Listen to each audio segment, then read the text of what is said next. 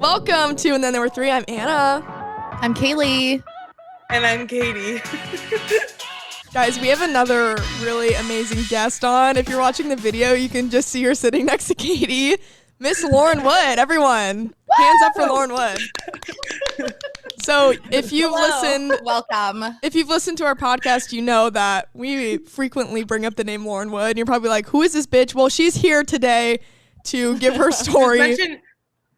She was mentioned in the very first episode. She's the one that told us that we were going to a water park instead of the day beach club. Bro, no, the day beach club. And yeah, so Lauren can also fend for herself on that story because she claims she didn't call it a water park. Yeah. So Lauren, if you want to defend yourself, now is the time. I'm pretty sure I did not say it was a water park because when I think of water park, I think of Cocoa Keys. Exactly. And that was not Cocoa Keys. It was the absolute opposite. Well, so when I went, it was me, my roommate, and these other two people, and we went for dinner one night, and it was like really low key. It was really then it just pretty. wasn't. And I was like, oh my god, I think you guys would like to go there. It seemed pretty relaxing. Little did I know, It's like a spa. It's not relaxing. At all. Like DJs on Sundays is like a whole club water park day. Water park. It was a whole club at this pool basically. Uh-huh. And it was like Vegas and Miami like all rolled into one. Yes. A little backstory on Lauren. We've known her since we were in kindergarten as well. Lauren was like my bestie for the restie in elementary school. And then we became really good friends and our moms became really good friends. And so we've always kept in touch because our moms are best friends. And then in middle school, Lauren moved to Florida. I remember being in Nebraska in middle school and being like, where's Florida? Why are you going to Florida? What do you mean? And so she moved to Florida. And then ever since then, we have spent 7 days and 7 nights every summer visiting Lauren. So yeah.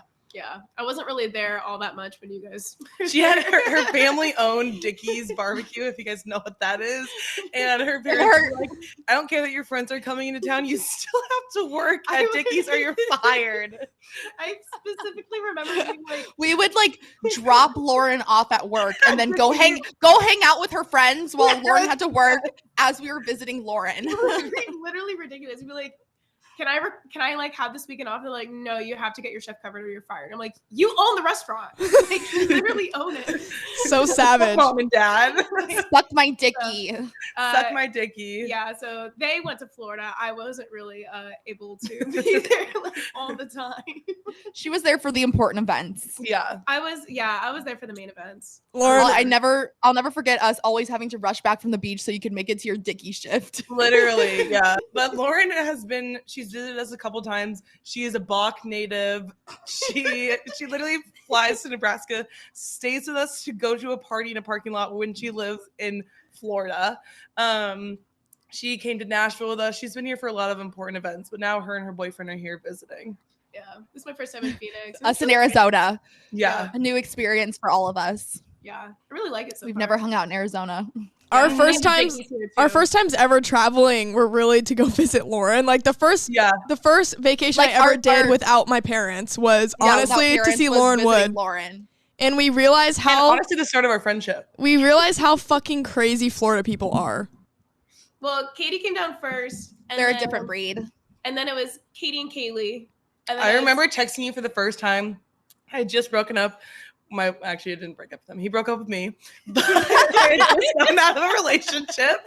And I was like, I was going crazy. I just got out of a 4-year relationship as I'm 17 years old.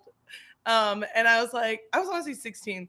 And I texted Lauren. I'm like, hey, I know you haven't seen Kaylee Gates in like probably 6 years, but can me and her go stay at your house for a week?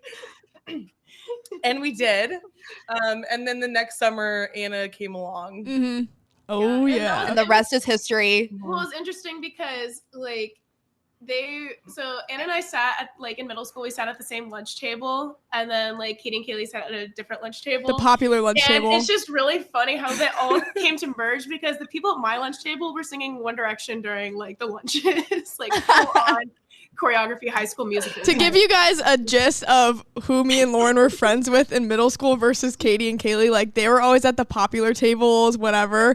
But I knew that this was going to be the conversation. Lauren- once you fucking brought that up. We wore horse masks. we were literally in horse masks listening. I wasn't a One Direction fan, but like everyone else like, was. just because we were at separate tables, like we still hung out like in Yeah. class and stuff. Like we were still friends. School We just didn't buddies, sit at yeah. the same lunch table. Like we hung out. Hence in why tables, we've laughed and many giggled. vacations together.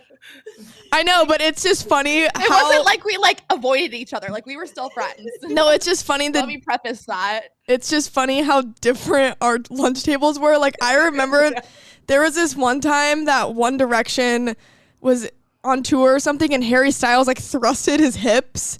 And there was a video of it that went viral on Twitter, and Lauren actually started crying at lunch.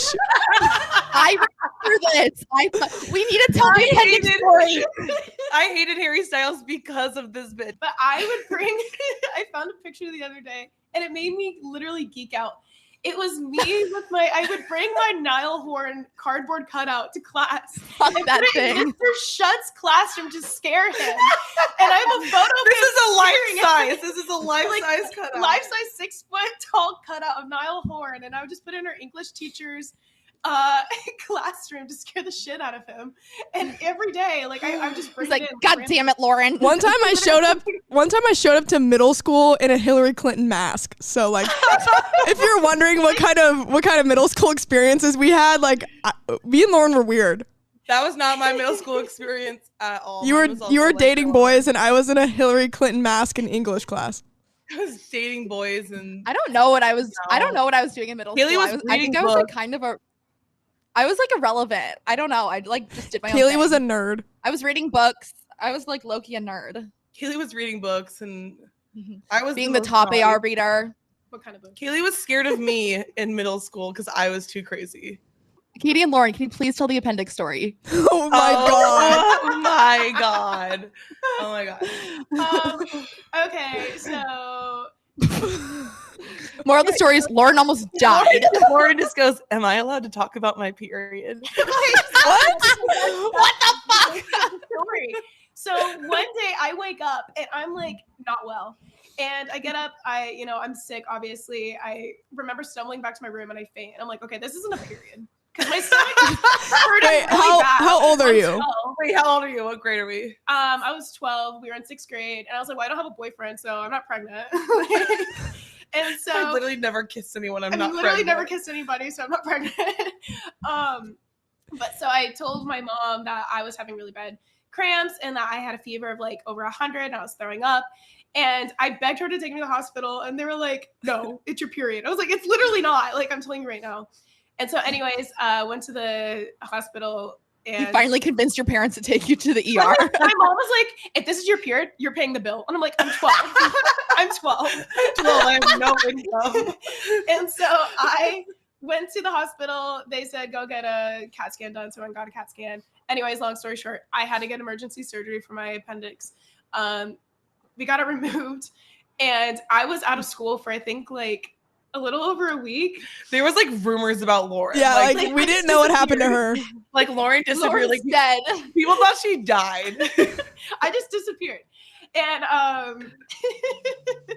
I came back one day and Okay, she comes back like during lunchtime. Like everyone's in one concentrated part of the school, so everyone's watching this happen. Lauren is in a growl fit, so gray sweatpants and a gray shirt, and she's hunched over like holding her stomach. And I swear to God, she walks in and everyone in the lunchroom like turns their head and Freaks there's out. like And they're like, oh, she's alive. it's alive, and she's hunched over like, and we're like, oh my God, Lauren's alive. I'm holding my intestines in. Lauren, I remember this so vividly. Literally, all you see is you turn around, everybody is looking at Lauren Wood, and I remember it was like a sunny day, and there was like a shard of light just like hitting Lauren as she's walking in, Coming and from heaven. she's like hobbling and like holding her side where her appendix was literally just removed, and she's like literally limping through our lunch area, and it was the biggest deal in middle school. But we're glad It was you're because alive. like nobody in middle school gets emergency surgery. Like it's like a big deal. Were The there entire appendix- school knew about it. And Lauren decided to make quite the statement coming back from her surgery.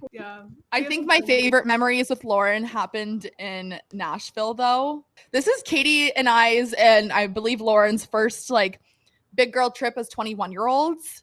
It's my mom's birthday trip. It was for Katie's mom's 50th birthday? 51st, but 51st birthday. Okay. Don't forget. Okoboji was the 50th birthday party. And her boyfriend went to jail. Yeah. Don't get it twisted. Don't get it twisted. So we were like, I can't talk. Sometimes I wonder how we do this podcast.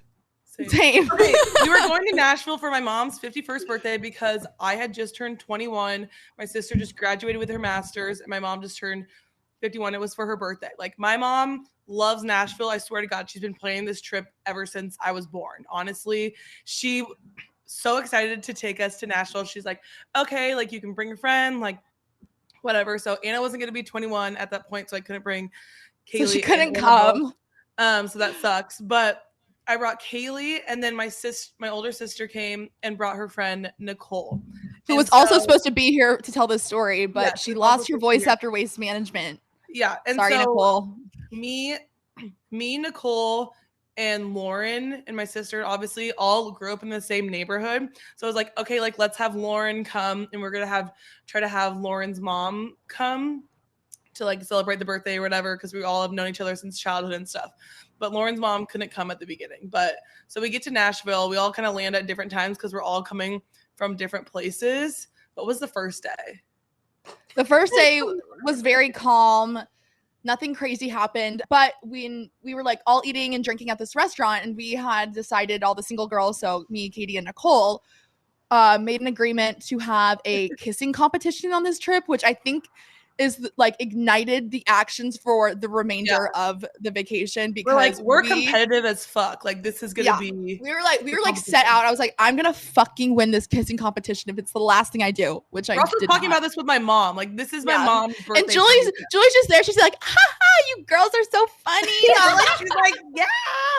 And at this point, my mom had no one her age, so it was my mom and like 6 psychopathic like 20-year-olds. And so my mom's like friend from a while ago from high school or something lives in Nashville, so she visited her, and so we had 2 hotel rooms, and so us 5 girls stayed in one hotel room, and then it was just my mom in the other one, which is kind of rude, but we're like, no, like, we all want to be together in this room, like, you and your friend can go and stay there. And so our room was actually atrocious, like, genuinely scary and disgusting. Like, it gives me anxiety thinking about that room because it was literally so disgusting. 5 suitcases just spilled out everywhere. We were go. It was also the end of July, so it was steamy and disgusting. Humid as fuck. It was disgusting. There was a Euro stand right by our hotel, which everyone decided to get Euros at the end of each night. Our room was covered in Euros and trail.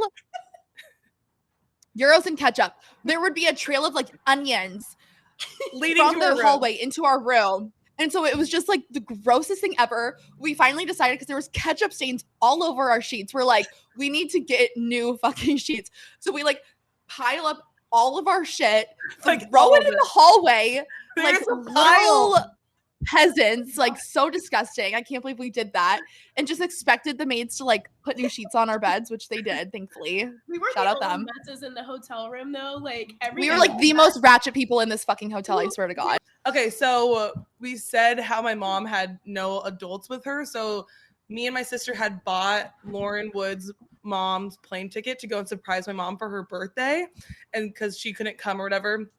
And so like that was my mom's birthday present, and her mom came and surprised her, and it was like this huge exciting thing. They hadn't seen each other in like a couple years, but they are like the bestest of best friends. And so obviously this is Friday night. We're hyped up. Pam just got here. Like, we are going absolutely crazy, dancing on tables. Like, the moms are dancing on tables and snaking into booths. Like, they are like, we had gotten kicked out from the bars the night before and everything. So we were just going crazy. There's a lot of other details that can't be said that happened. No, like, we dead ass, like, when we said we had a kissing competition, like, we were literally making out in front of Katie and Lauren's moms. Like, no regrets or anything. We're like, You fuck and it. Let's you just and do Katie it. were. Well, my mom was dancing. No, we weren't running bachelorette parties. So Me she and- was busy with her own activity. Yeah. Literally, by the end of this Nashville trip, the bouncers knew who we were by Oh, and names. also- I had The hat. oh fuck, dude, this story is so chaotic. We all decided to pretend that it was Nicole's bachelorette party, and we all, which like we had never been to Nashville before, so we didn't We realize thought we that were gonna literally. stick out. Yeah, we thought we If were gonna anything, stick it made out, it which we blend in honestly more. did because we had light up cowgirl hats on.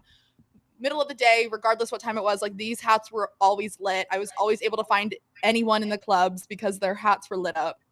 Pro And tip, so, like- if you're going on a big girls trip, get light up hats because you can always find You can your always friend. find them. But so one of the nights I got kicked out of the bar and in my fucking light up cowgirl hat. And I showed back up the next day and they were like, oh no, not you again. So I have this thing where when boys get too close to me at like bars or clubs or anything, I literally just like shove them out of my way. I'm like, "Ooh, you're weird. I don't know you. Don't touch me." And so I'm dancing, having the time of my life on top of this stage. And some guy like kind of like grabs me a little bit. Like I think he was talking to me, but I couldn't hear him. And I like elbow shove him away. I'm like, get away from me. And turns out he was the bouncer at the bar at Whiskey Row in Nashville. And he was like, that's it, you're out, you're getting kicked out. And walkie-talkies. And I was like, no, like, I'm sorry, I didn't realize you were a bouncer. Like, I like didn't mean to do that. I thought you were just a random creepy man because you are unlabeled. You're just like in an all black outfit. Like anyone could be fucking wearing that. And he walkie-talkies. Kaylee gets swarmed. He talks into his walkie-talkie. I am swarmed Like, by literally bouncers at this and club. bouncers. And I'm In your like, light up oh my hat. God. In my light up hat. They legit almost were going to pick me up off the stage and like carry me out. And I was like, no, like I will leave. Like, oh my gosh, like I'm so sorry. Like it was a complete misunderstanding. Like whatever. And so It was a complete misunderstanding that I just assaulted you. sorry, my bad. And so Katie and Lauren's mom are watching this happen. And I'm like getting like escorted out by a group of large security guards. Yeah. And I was like, fuck that, I'm going back in. So there is a ginormous line oh my God, outside of Whiskey Row of people. And I was like, I'm fucking cutting it. Like I'm getting back in. I was like, I feel bad if I'm going to like ruin their fun. Like we were having fun. I need to get back in. So I cut this giant line of people. I was like, I have to get back in there. Can I please? Like I'm getting in. I get to the front of the line within 30 seconds. The bouncer, like the front door bouncer didn't even have time to like, nobody had time to tell him that I wasn't allowed back in or whatever. He let me in and the bouncers are still at the spot where I was kicked out. And they're like, how the fuck are you back in here? Kaylee just like she's a teleported. I just like snapped my fingers and I was back in the bar. And at that point, they had already all left and were waiting for me outside, like searching for me. And then so I walked back out of the bar and they were like, how the hell, like what just happened? And so I was in such a bad mood because I'm like, you just ruined my fun and it wasn't even on purpose. Like I didn't mean to do that. And so I go on Google. Keep in mind the middle of the night, like midnight, we went to a different bar. I'm literally typing away this like terrible, nasty Google Click, review clack, because I'm like, moo, fake nails on, like, like Yeah. clicking on her phone, like in the corner, like angrily. I need to find the typing text a review. message. Kaylee was really feisty on this Nashville trip. Now that I'm thinking about it, because we have another aggressive story that Kaylee did on this trip as well. Yeah. Okay, I found it. Okay, 1 star for Dirk Bentley, Whiskey Row. Dare I say my worst Nashville experience yet. I was having fun until an unlabeled security guard came up behind me and grabbed me, therefore me instinctively pushing him aside, not knowing who he was. This then resulted in me being kicked out without telling me why. After asking multiple security guards, they could not answer my question. They then kicked out my entire friend group who did nothing wrong. Hands down, my worst bar experience I've ever witnessed. Why did witness? I don't know why I use that verb. If you are going to touch me below the shoulders, at least let it be known you are a security guard and give me a reason why. No one should ever go here, and I am expecting a compensation for what I had to go through. I'm sure no one's been to Whiskey Row since, Kaylee. Okay, I want to hear the next story that involves Ketchup and Kaylee. Okay, so Kaylee was like really aggressive on, I think that was Thursday night. That was the first night we got there. And then the security guards actually knew who we were because we made a scene every night with the light up hats. And then so the next night, And I actually ended up kissing one of the security guards as well. yeah, on my last so we were night. there Thursday. We were there Thursday, Friday, and Saturday. So that was Thursday night. So that was the start of the trip. And then on Friday night, Pam Wood, Lauren's mom, came to surprise Julie. Okay, so this was the night that we were going crazy and everything. So like I said, there's this Euro stand right by our hotel, and we were obviously drunk and hungry, so we stopped at it every fucking night. This particular night, there was a lady in a pink dress next to me, and I'm squirting ketchup on my fries because I am a ketchup whore. I love ketchup. And so I'm offering it to the lady next to me, and I'm like, you want some ketchup, queen? Because like me literally being friendly to this girl. Like I was just trying to be nice. And she was like, no, I don't like your commentary. And I was like, excuse me? What the fuck What did you just say to me? And so I'm like, first of all, I'm taken aback because I was just trying to be nice. And I'm like, taking it all in. I'm like, what the fuck? And I watched this lady go talk shit on me to her friends as she's walking away. So I grabbed the bottle of ketchup that I so kindly offered to her and chased her down the street, literally squirting the ketchup at her. And I like finally catch up to her and I go, are you talking about me? And she was like, yeah. And I was like, I don't even know what honestly happened after that. With the ketchup. And I just squirt. The ketchup never got on her because I like knew that that would be a little too aggressive. But I was just like, you want that fucking ketchup now, bitch? Queen. Okay, so queen. I'm sorry for using the word queen. I'm literally at the ketchup stand with her, and I am watching Kaylee fucking run down the street with the ketchup bottle, chasing this woman. I'm just like, oh my god, Kaylee's gonna actually get arrested right now for squirting someone with ketchup, but she never did. But then she brings the ketchup bottle to the hotel room, and the community ketchup bottle of the Euro stand. Ketchup bottle. Wake up, roll over. No, it was on my side because I was next to the nightstand. I wake up and I just see a fucking ketchup bottle in my face with the room reeking of Euro. It was horrible. Ew. Okay, so that next morning is when I had a meltdown. So the story's not even like close to over. Katie's about to get as passionate as you've ever seen her in your entire life. Literally. Okay, so it is the end of July in Nashville. Apparently this place is the most humid place on earth. Scorching hot, and we're violently hungover. So we get ready, it's day 3. We are struggling so hard, and it is probably the hottest day. And so my mom, we just had brunch or whatever. So my mom was told us that she was going to take us to this place on Nashville because she had been to Nashville before and none of us else have. So she tells us that we're going to go walk to this place. So we're walking, and I am actually dripping in sweat. My body is wet. I am hungover, and I am not happy.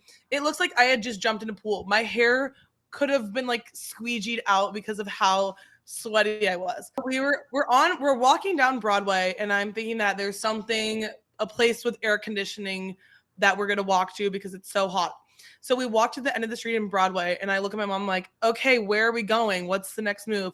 She just goes, oh, I just wanted to show you the end of the street. And I look at her and I go, bitch, you better be fucking kidding me right now. You wanted to show me the street? It is 110 degrees outside right now, and the humidity is 1,000%. And I'm like, what the hell? And I'm making this scene, and everyone's just kind of annoyed.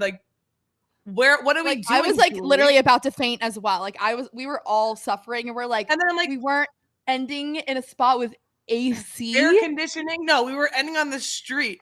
And so then I'm like, we need to go to air conditioning right now or I'm actually going to die. And so she's like, we can go to the Hard Rock Cafe. I'm like, I don't want to go to the Hard Rock Cafe in Nashville. I don't want to do that. And so we're walking this one place with air conditioning. I am literally soaking wet. So we walk in, and me and Kaylee are wearing shorts and a crop top. And this lady looks at us, points at her friends, look what they're wearing. And I'm like, oh my god, I actually not fucking now, bitch. Right now. And I was like, I can't even tell Kaylee this because I know that she's gonna make a scene, hence how she has the past 2 nights, and she's gonna assault someone with her hands now because we don't have ketchup near. So after that, I was just fed up. I'm like, I'm not going anywhere. Katie and I were like, we need to digress from the group. Like, we need to get away. I'm like, I need to decompress because I'm not going to be happy or nice to anyone if I'm about to go with the group. And so we go to this bar, literally called Losers. And me and Kaylee sat there for like literal losers. Just like hunched over, trying to water, hydrate back up. It was literally terrible. Concluding the last night of the trip, everyone got separated in different places. Like no one was together at all. All 7 of us are in actually different places. People are crying. I'm blind. Lauren got drugged. Kaylee's doing something Let's else. back up Nicole's there. Can we elaborate on all those situations? Katie lost her contacts. I lost my contacts when we were out at the bar. Just if you have contacts, just sometimes they just fall out of your eyes, I guess.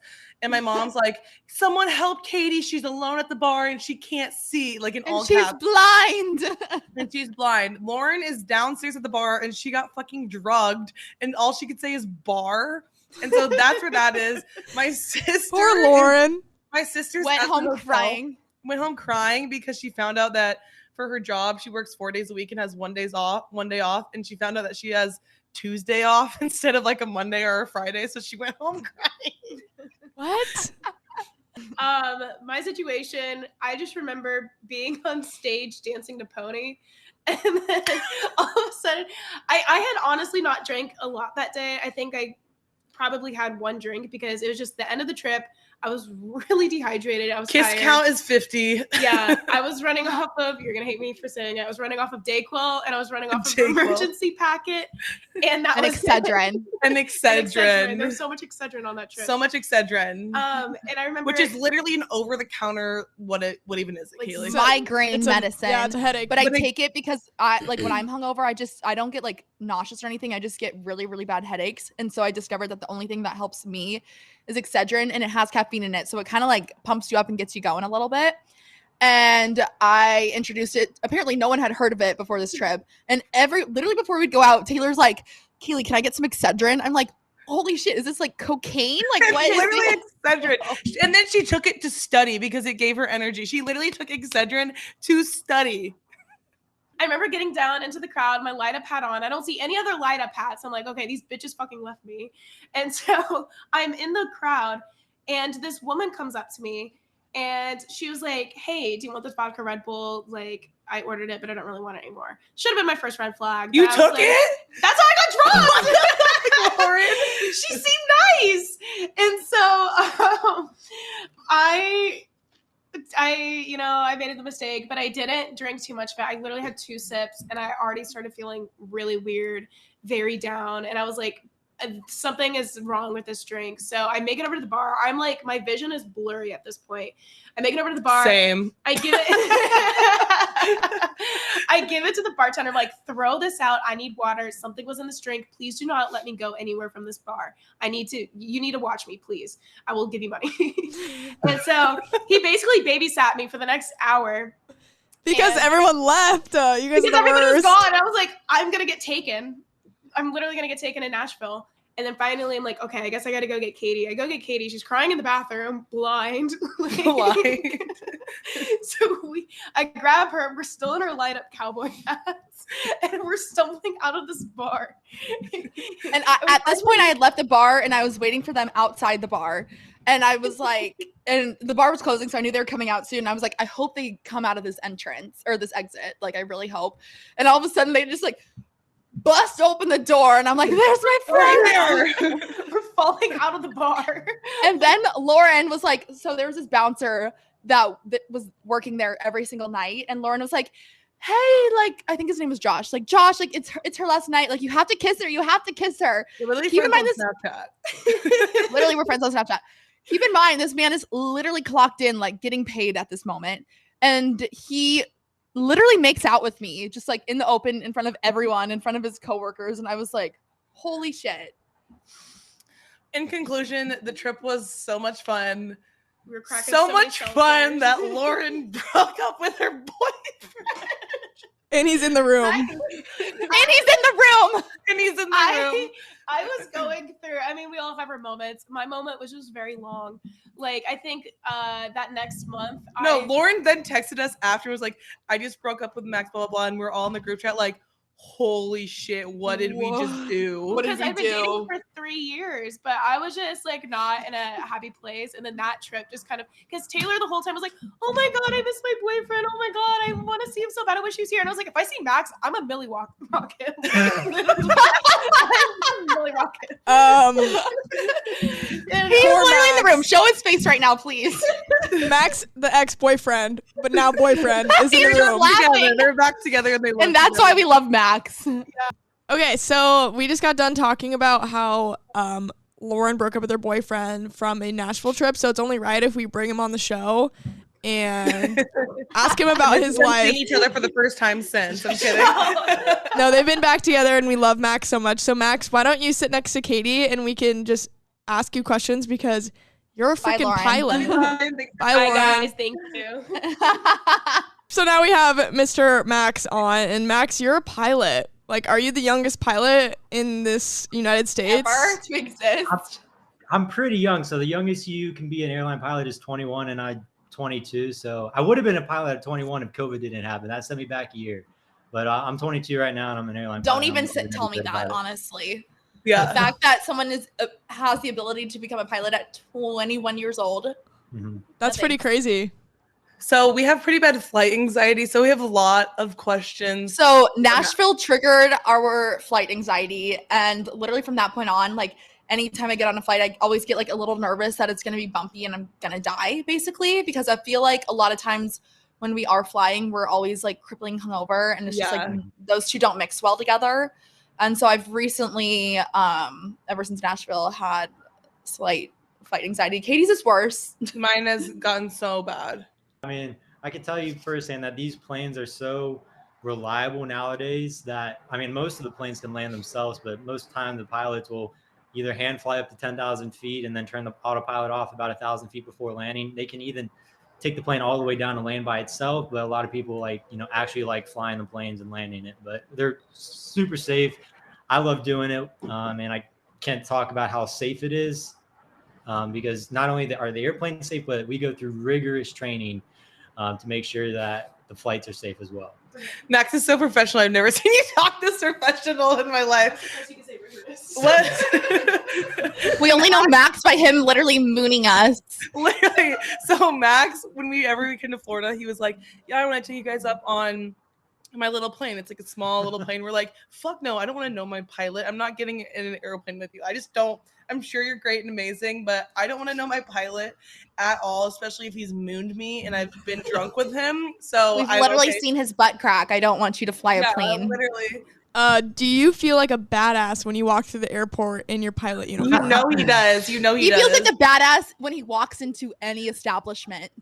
Max feels like a badass when we ask him so many questions. And they're like, "Oh my God, our pilot friend."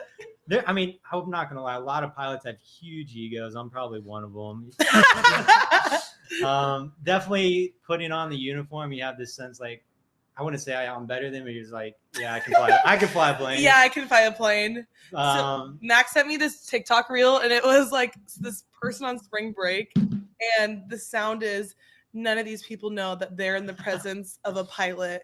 And then we're like, "Do you ever go to the grocery store?" And you're like, no one here knows that I can literally fly a plane. You can fly that in the sky right over there. That's crazy. Another one of my questions is, when you get into a car versus when you go in to fly a plane, do you feel just the same amount of safety driving your car as you do flying a plane? I feel safer in a plane than a car. Because... And he also has a Tesla. Max, I feel like as a pilot, you probably have some wild stories, some untold stories. So this is your platform now. Tell us. Yes. This is your platform now. I got cool stories. I got near-death stories. I got them all. So I'm going to share some of my funny stories with you guys. So in order for this first story, I got to give you a little background. It took place about the background is 3 weeks prior to this story. I had to take my boss's kids and him up to Asheville, North Carolina, because I was dropping them off at summer camp. So that was a 3-hour flight, and we dropped them off, and I came back, no problems. The problem was the flight back. So picking them up, he's like, "We have to be in Asheville at 9 a.m. And I'm like, "Okay, so what time do we need to leave?" He goes, "We need to leave at 5 in the morning. I'm like, "All right, that's the earliest I've ever flown." So the day before comes, and it's like 12 o'clock. And I'm like, crap, I need to be getting some sleep. And 12 o'clock comes, I'm not asleep yet. 1 o'clock comes, I'm not asleep. I'm like, crap, I got to be up in 3 hours and fly my boss And to pick operate an airplane. Yeah, and operate an airplane to pick him up. Because he was like, the camp closes at 10 o'clock. So if they're not picked up by 10 o'clock, we have issues. I don't know how I'm going to get them. I'm like, all right, no pressure. It's 2 a.m. now, and I haven't slept. So at this point, I kind of gave up. I'm like, all right, I'm not giving any sleep. Let me just pull an all-nighter. So I get to the airport around 4:30 in the morning, like kind of jittery because I'm like, holy crap, I'm like going on 0 hours of sleep. We take off. No problems on takeoff. It's 5 in the morning. We're going at about 200 miles an hour at 6,000 feet. Pitch blackout. Nobody's on the radios. The problem comes when he's passed out and it's just me and my intrusive thoughts. Oh my God. As you're flying an airplane. Yes. And I'm just like, oh, wow, this would like suck if something went wrong right now. And then I'm like, I'm getting a little nervous. And next thing I know, I'm like, what's going on in my stomach? And so I wake my boss up. I give him a little nudge and I'm like, hey, I think I might throw up. But he's like, nah, man, you're good, and goes back to sleep. And then he goes back to sleep. 15 minutes later, I nudge him again. I'm like, dude, I'm about to throw up. So I grab the 6-sack. Great. Thank God this plane I didn't autopilot. I was flying on autopilot the entire time. Grab a 6-sack. And he looks at me and I look at him and I just go right into a bag. And at that exact moment, air traffic control is trying to contact me as I'm throwing up. But granted, my boss is not he's a pilot, but he's not really a pilot.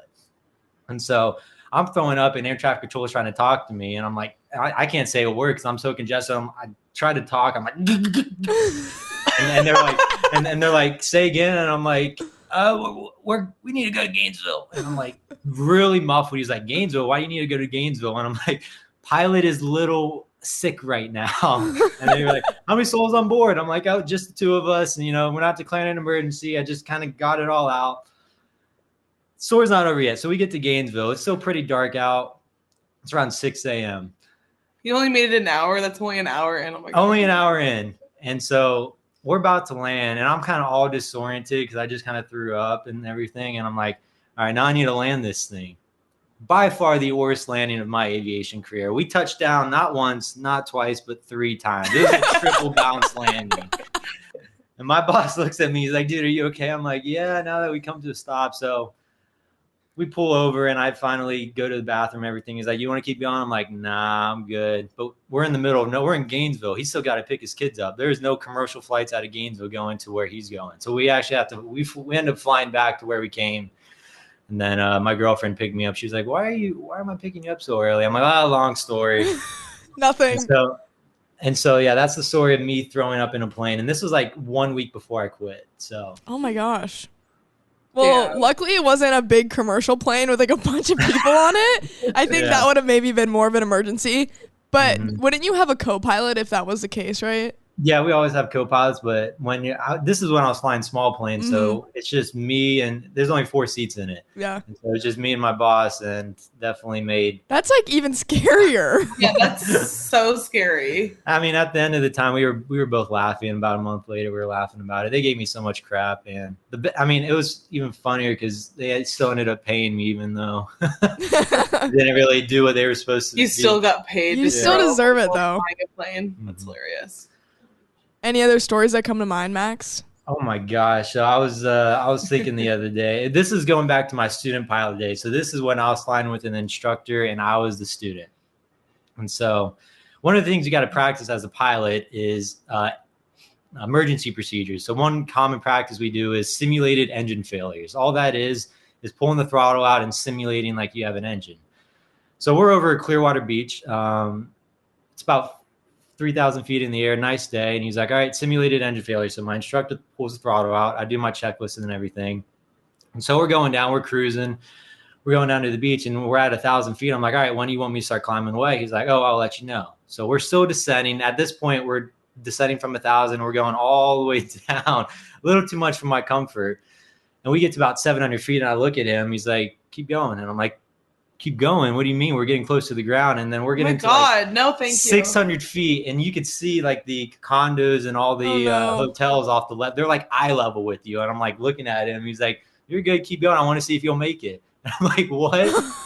500 feet comes, and you look down at the beach and you see a whole, because this is Clearwater Beach. This is a very popular tourist beach. You see a whole bunch of people start running. Oh. And I'm looking at my instructor. I'm like, what do you want me to do? And he goes, all right, we can go away now. So we're at 500 feet. I finally punch it, throw the throttle back in, and start climbing away.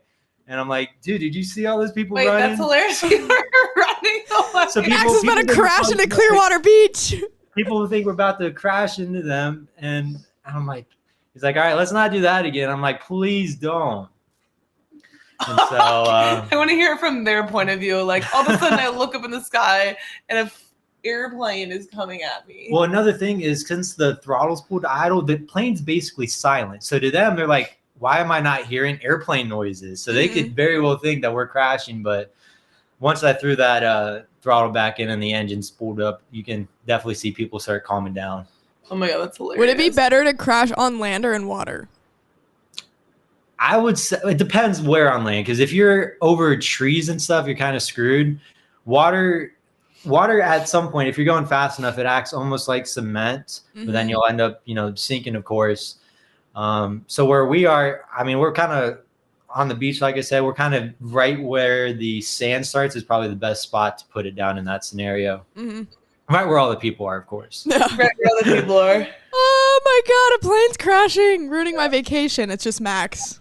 It's just Max in flight school.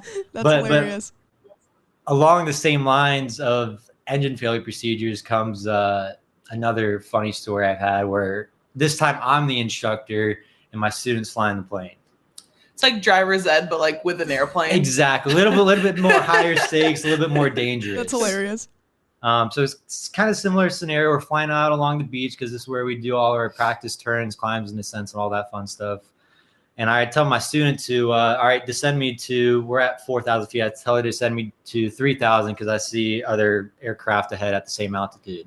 So instead of pulling the throttle, she pulls so for context, there's two knobs really in these small airplanes. There's a throttle and there's a mixture. The mixture controls kind of how much fuel is mixed with the air. And the way you turn off a plane is actually by pulling the mixture out.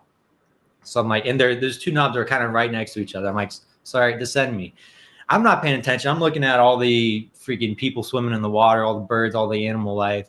She pulls the mixture out. Oh, no. Next thing you know is you hear the plane engine goes, and I'm looking at her, and she goes, oh, my gosh. So she was so, like, shocked at the time. I had to, like, step in, and you could hear the engine quitting because at this point, no fuel is getting to the engine. So I had to push the mixture back in. And it was like struggling to come back. And I'm like, grab the checklist. And a few seconds later, the engine kind of spooled back up. And I'm like, whoo, and we're going to call it a day at that. I've seen enough. Holy shit. Yeah, I canceled my last lesson. I'm like, I almost died. The student almost turned off the engine on accident. But as Max is just looking at people swimming. Exactly. Oh my God. Looking at all the She dolphins. really did descend on that. Oh, yeah. We definitely went down.